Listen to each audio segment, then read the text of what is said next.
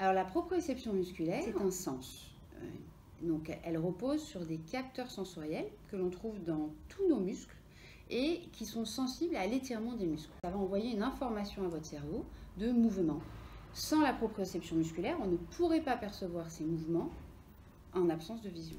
Pour étudier ce sens, les chercheurs ont mis en place une approche psychophysique utilisant un dispositif centré sur le toucher grâce à un disque recouvert d'une texture rugueuse en rotation sous la main du sujet, la vision par la projection d'un cercle hétérogène tournant, la proprioception à l'aide d'un vibrateur placé sur le tendon d'un muscle qui envoie un message d'étirement.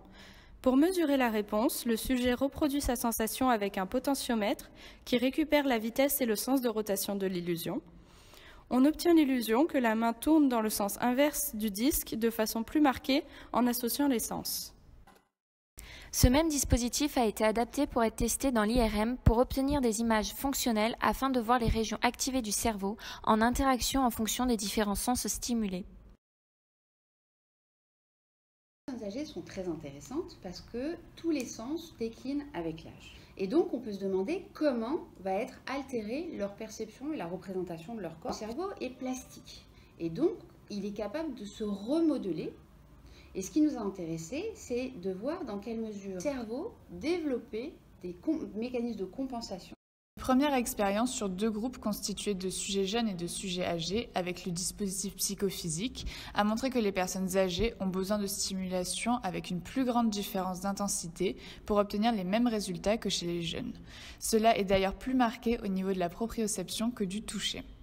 On a observé en IRM fonctionnel que lorsque l'on réalise un mouvement à droite, le cortex sensorimoteur primaire contralatéral, soit à gauche, est activé, tandis que le cortex ipsilatéral est inhibé pour mieux discriminer la latéralité. Chez les personnes âgées, l'activation ainsi que l'inhibition sont affaiblies, ainsi leur index de latéralisation est moindre, ce qui diminue leur capacité de discrimination. On a observé qu'au repos, la région correspondant à la proprioception et aux régions motrices sont très connectées entre elles.